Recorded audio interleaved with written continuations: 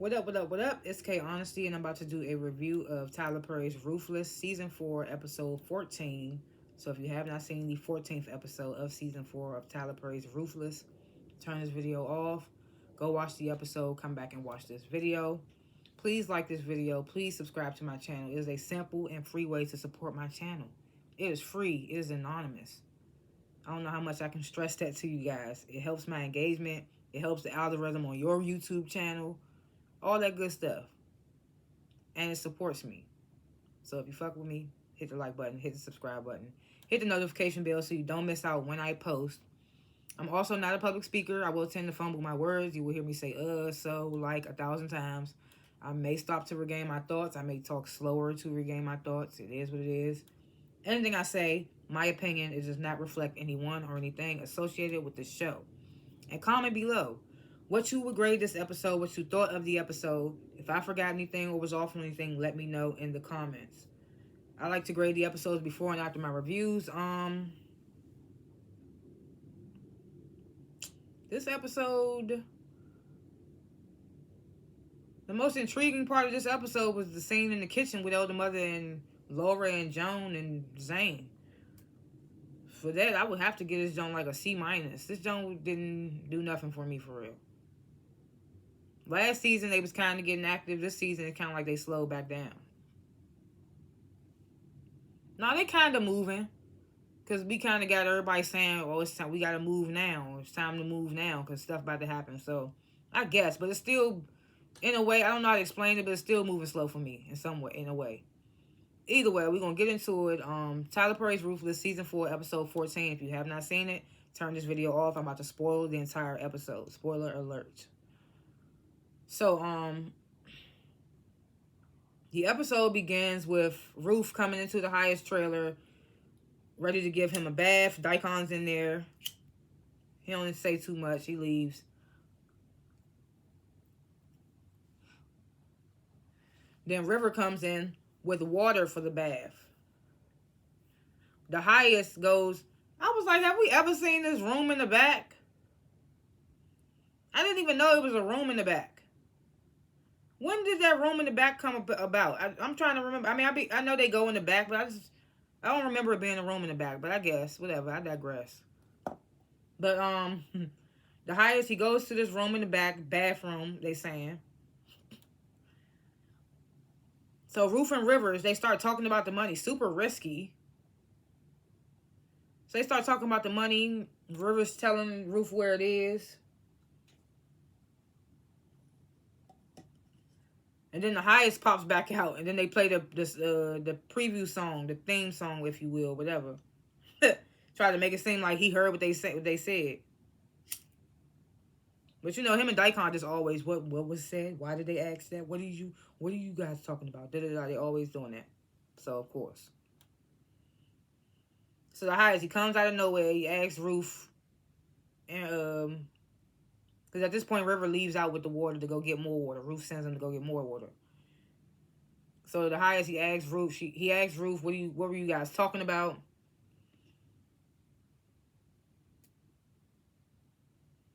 Ruth says, what'd she say?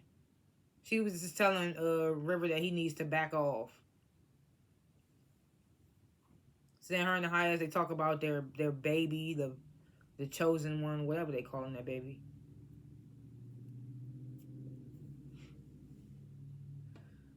So Ruth starts bathing the highest. The highest asks her, like, what do you think of River? And Ruth's like, he's like a gnat. He's annoying, but like a little brother annoying. That's what she says to the highest. So then the highest asks River if she trusts. The highest asks Ruth if she trusts River. And Ruth says she does. So the highest, he starts talking about how he abuses River and how he thanks the Raku for giving him somebody to take his anger out on. I'm just like, oh my goodness. So that means he's going to do it again. He don't be regretting nothing. He always apologizes the next day. But now we know he's gonna do it again. Because he think the Raku sent River to help him take his frustrations out on him. This nigga's really batshit crazy. So the highest says, Daikon doesn't trust River. And Ruth's like, well, Daikon, he loves you, but he doesn't even really want anyone around you for real. So Daikon, he goes to find George and Lewis, the soldiers. Tells them to go find Peter. Peter hasn't been back with Aaron.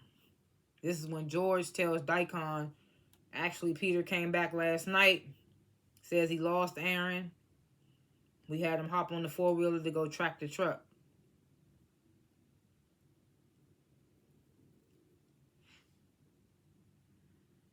They tell him that I think they said that the four-wheeler had a trailer on, had a tracker on it too. So Daikon orders them to go get Peter, bring him back there. George is like, yes, your highest. Daikon was like, I am not the highest. I thought that was so randomly funny. I liked how they threw that in there. I didn't know what it meant, but it was funny. So George and Lewis, they step off. This when Manny comes up to Daikon. Should I go with them? Daikon's like, no, I need you to stay here. If they're gone, then you have to be here.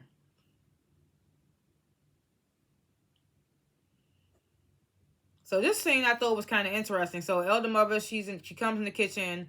Laura, Joan, and Zane are already in there preparing the food for the men. And she asks Laura, Elder Mother asks Laura, like, have you had something to eat, to drink? And Laura's like, I thought the men eat first. I'm like, I know that's right, Laura. Get her, use her damn rules or words against her ass. Elder Mother's like, no. She gives her something to drink, like, drink this. So then Elder Mother, she turns to ask Zane something about Lacey. Laura pours the drink in the sink. It rhymes. Pours the drink in the sink. Anyway. So Laura pours the drink in the sink. Joan sees this happen, but doesn't say anything. I'm like, okay, this is interesting. But at the same time, why would she say something? But also you gotta remember, Joan and Laura knew each other before this cult situation. Joan's the reason why Laura came. So for Joan to see her newbie friend already hip to shit, she looking like, oh. So Laura, she poured the drink in the sink. And I was like, good girl. Yes, you listen to Lacey. So Elder Mother, she's like, I'm going to go check on Lacey. Ends up taking Laura with her. She's like, oh, you drank it all? Laura's like, yes.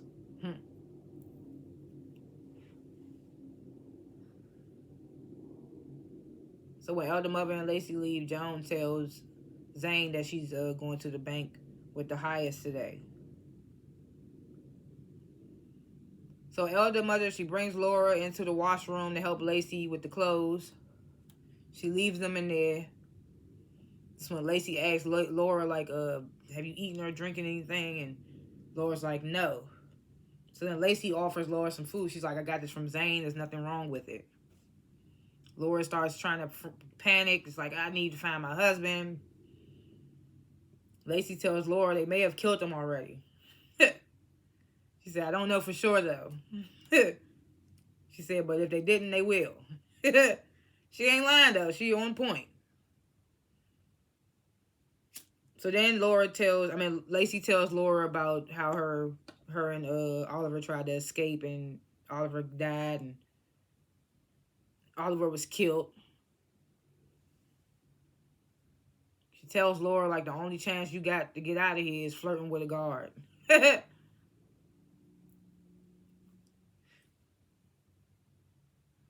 Poor Lacey, she kind of like stuck there. Because you got to remember, it was supposed to be, at first it was River, Joan, Lacey, Zane, and there was another girl, the one that they got killed for trying to run. They was all in on their little scheme together.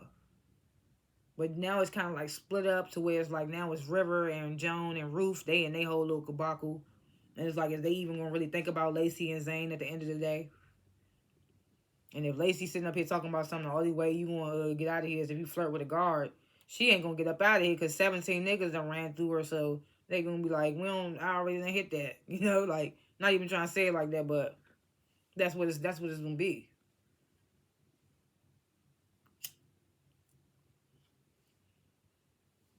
So what is this? Yeah, so Joan, she approaches River, and River tells Joan, I just told Ruth where the money is.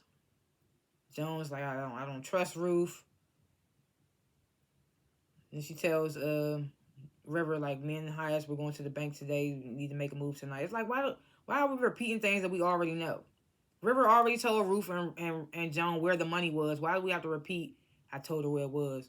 Or let me go tell Ruth. Ruth knew where it was. Like, it's just, or didn't she? It's just like, but you told them. I'm just like, what? And it's like, Joan, y'all talked about this yesterday. We already know you're going to the bank with the Hayes. Why do you have to keep bringing it up? But it's like everybody saying they need to make a move now. That like the soldiers, George and Lewis, and now you got River and Joan and all this stuff.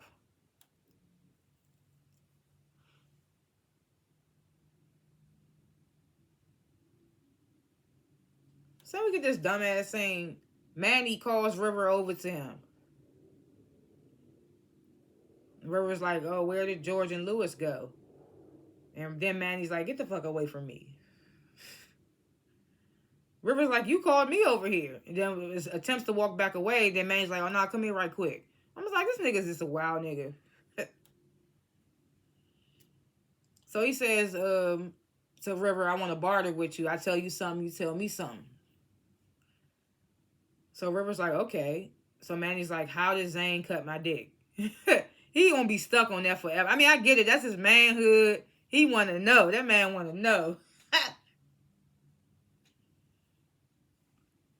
So River's like, I don't know. Even though it was his idea, his weapon. I mean, not weapon, but it was his device that Zane used. Well, I think he made it for her. I don't remember how it came about, but it was definitely River's idea. Because I remember him telling Zane about it. She was like, no, I'm not putting that inside me. But then she ended up doing it.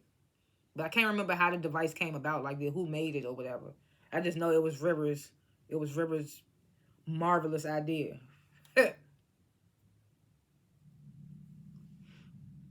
So Manny's like, how did Zane cut my dick? And River's like, I don't know. He's like, but I got other information I can tell you. Manny's like, nah, fuck off. Tell him fuck off. That's all he wanted to know. What you was gonna tell him in exchange, nigga, Manny?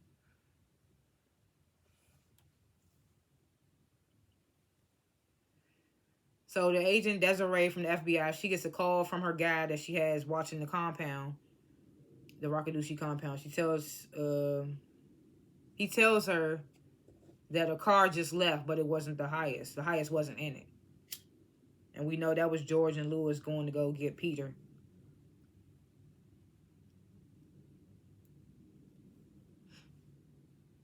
No, we don't know.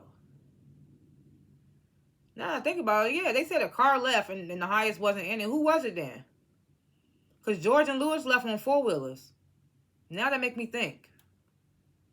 Y'all got to make sure y'all say stuff the right way. Like, if they was on four-wheelers, you should have said four-wheelers. They said car. They definitely said car. So George and Lewis, they pull up on Peter. He's with the truck. Aaron's not there, of course. They telling Peter, you got to go back to the compound. Peter's freaking out. He's like, I can't go back. They'll kill me because I don't have Aaron. He tries to run away. Of course, Lewis hawks him down, and they apprehend him.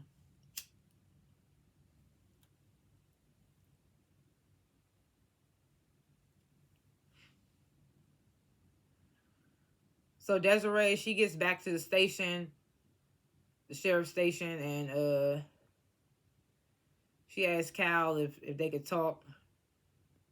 Cal's like, nah, yeah, but not here. And he walks away. Then they bring Aaron out. I mean, not Aaron. They bring Andrew out. Him and Desiree have like this back and forth. I don't even remember what was said, all that. Of course, Andrew continuing to deny the arson, murder, or whatever.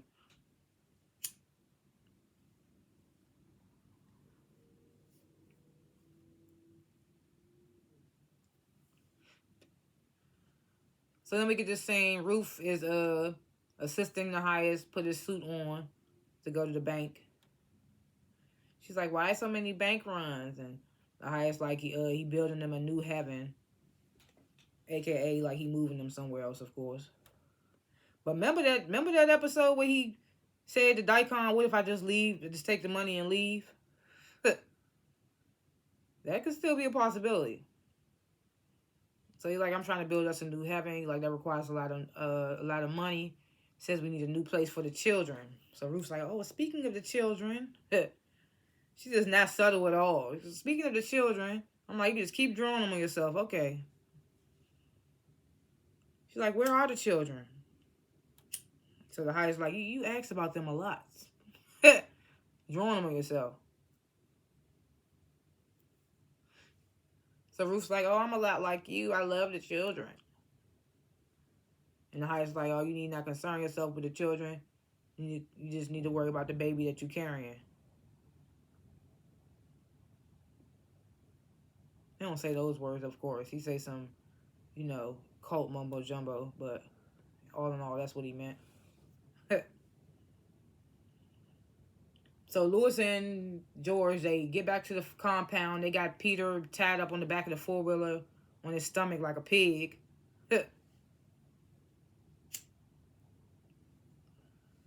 So Joan and River, they watching on the sidelines. Joan asking River like, how much did you tell Peter about anything? River's like, "I only told Peter that I wanted us to run away together."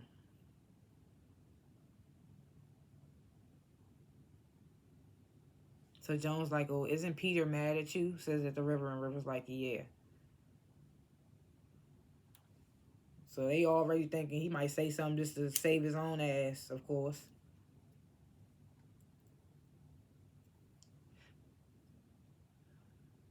So Joan tells River, like, "You need to go over there, find out what he's saying." I'm like, "He ain't saying shit yet. I'm about to send him over there and make it hot." So as River begins to walk over there, Daikon comes over. He tells Peter, like, the highest is very upset with you. Peter, he apologizing profusely. Daikon, he has George and Lewis take Peter away to the charge trailer, the electrocution trailer, where Malcolm also is. And as they carrying Peter away, Peter yells River's name, "River!" And River's like, "Don't say my name!" Ha!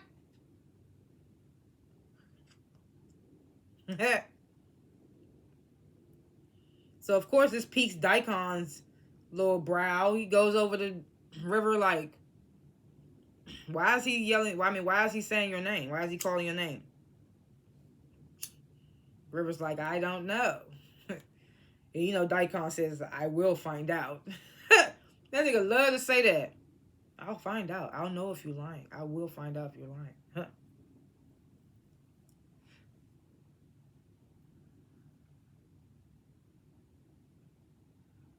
So before Lewis and George take Peter to the charge trailer, they pull him into like some little secluded area. They tell him like, "Look, we need your help." They tell him like, just let them. They tell Peter like, just let them punish you, and just take it and apologize afterwards, and you can be good. And they telling them like, "We got a plan to get us all out of here." And I'm like, damn, now y'all exposing yourselves to him. He just exposed River, and now y'all exposing yourself to him. What if he snitch on y'all to save his own ass?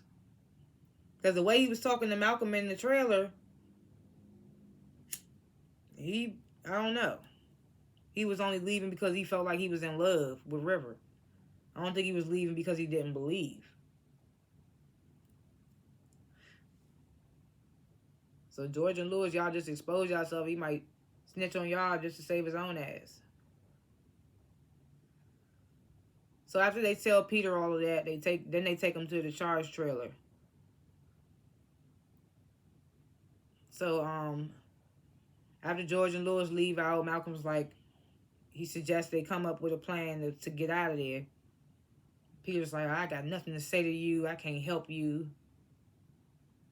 Malcolm tells Malcolm says to Peter, he says, those soldiers were so stupid, they didn't even notice that you got a blade under your boot.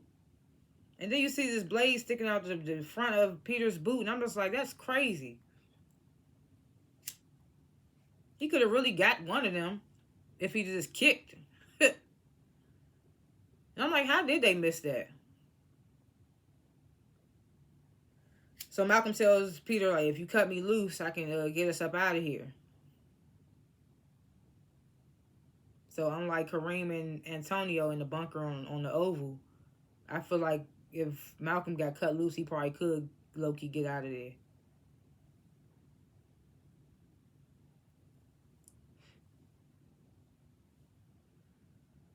So Peter is like, fuck you, basically. He tells Malcolm, like, shut the fuck up, stop talking to me.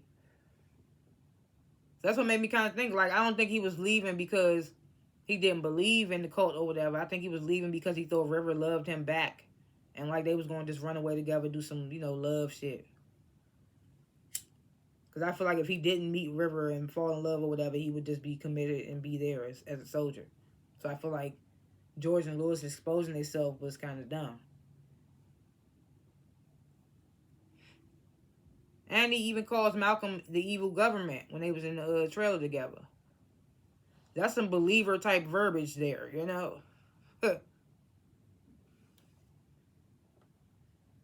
So River, he goes back to Jones, like, he called my name. I'm just like, Jones was standing a few feet away. You telling me she ain't hear him say, River? But I'm like, okay, y'all got to give us this scene. So he goes to Jones, tells he yelled my name. So Jones like, oh, that's not good. You need to bring Peter something to eat. She tells River, anything on the left side of the cabinet in the kitchen should take him out.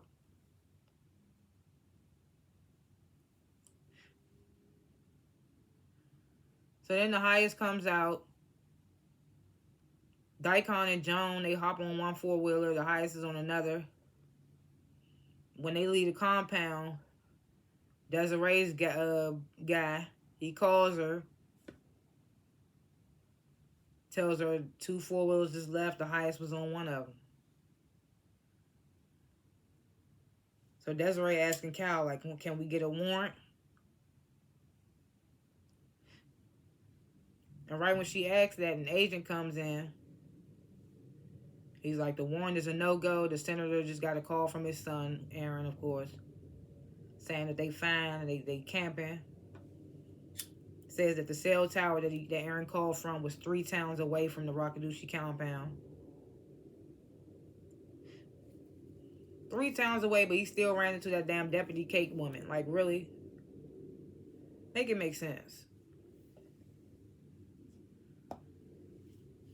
So, of course, Desiree and Cal immediately suspect that Aaron made that call under duress, distress, or whatever it's called. The Rakadushis made Aaron make that call. So Desiree and Cal, this is when they decide, like, we just gonna pick the highest up off that stolen Rolls Royce he got, stolen car charge, whatever. So the sheriff comes in being nosy, like, who y'all about to pick up? So Desiree, she make up some loud whatever, and she's like, where's Deputy Kate? And sheriff's like, oh, she's off today, and Desiree's like, well, we need to talk to her. They finally got Andrew, but now they don't got Kate. Damn, now I think about it, she probably was a goner before she found Aaron. So, sheriff, he tells Desiree and Cal, oh, Kate, she takes 3 days off out of the week to take care of her sick grandmother, and I don't like to bother her. Then he tells him, like, he asks, like, can I go to my office now and do some work? Right after saying not too much happens around here before the clown circus came, calling them the clown circus, the feds. So he's like, can I go to my office now? Cal's like, you don't want to question the man who attacked your deputy? And I was like, oh, yeah. he would recognize Andrew, and Andrew would recognize his ass. They didn't had rapport. They didn't have a shootout at the farmer's house when Lacey and them tried to escape.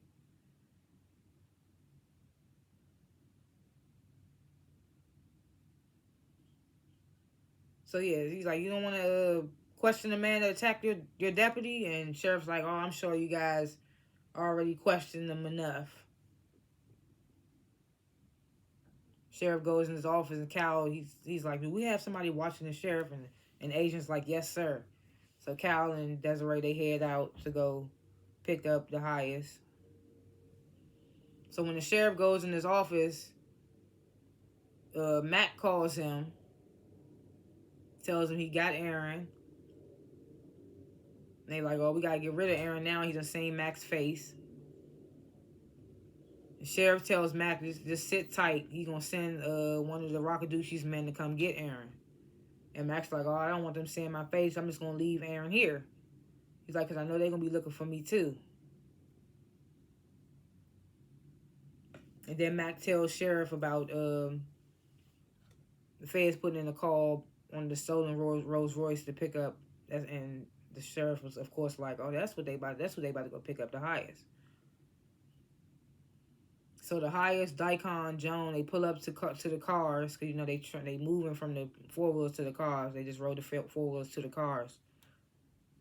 So this is when the sheriff calls Daikon. He tells him like, "Don't get in them cars. The feds, they plan to arrest the highest because the Rolls Royce is stolen." And he tells Daikon that they got Aaron, and tells Daikon where to come get him at.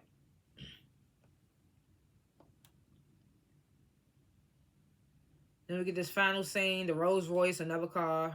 They get stopped by Desiree and Cal and more feds, and they telling them like, step out the vehicle. They get no reply, it seems like, and they start moving in on the cars, and that's how the episode ended.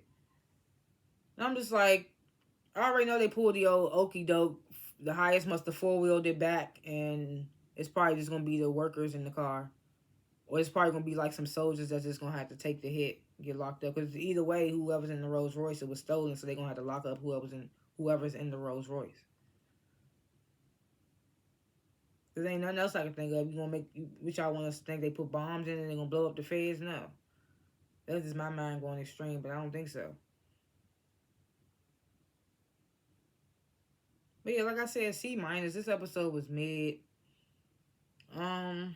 Thoughts for episodes to come, like, if the highest did pull the okey doke and went back to the compound, he just ain't gonna be able to get that money, which stalls out everybody's plans a little longer. Well, not the guys, because they just want that 300,000 that's in the trailer that they don't know is 1.5 million. So this don't stop the guys' plan at all. They plan is still gonna keep going ahead. But Ruth, River, and Jones' plan is probably gonna get stalled if the highest couldn't go to the bank. And hopefully Joan finds out why they couldn't get in the car and go. Or what if she the one in the car and they lock her ass up? That'd be crazy. That'd be crazy. But I mean, hey, jail would be better than not being out there. I mean, I guess. Unless they got people in the jails too. That'd be crazy as hell. And I don't know, it's kind of risky Mac leaving Aaron by himself for the Rockadoochies to come get him. That's kind of risky. I mean, I'm here for it because I want Aaron to get away, of course. But that's risky on Mac's part. They probably want to kill Mac ass too. I don't put it past them. And what else? Let's see if Laura can hold it together. Let's see what Elder Mother gonna do with Lacey ass. And let's see when and if the children are gonna come back. And is Ruth really pregnant, or she just do the okey doke? I think she said she did the okey doke that somebody told her about. I can't remember who it was. Either way, those are my little thoughts or what have yous for episodes to come. Thanks for watching this review. Comment below what you thought of the episode, what you would grade the episode. If I forgot anything or was off on anything, let me know in the comments. Like this video, subscribe to my channel. I don't only review Ruthless, I review other shows as well. Check out my channel. I got covers, I got freestyles. I review shows on random. So if you don't want to miss out on that, hit the notification bell so you don't miss out on that. And thanks for watching again, and see you in the next review. Peace.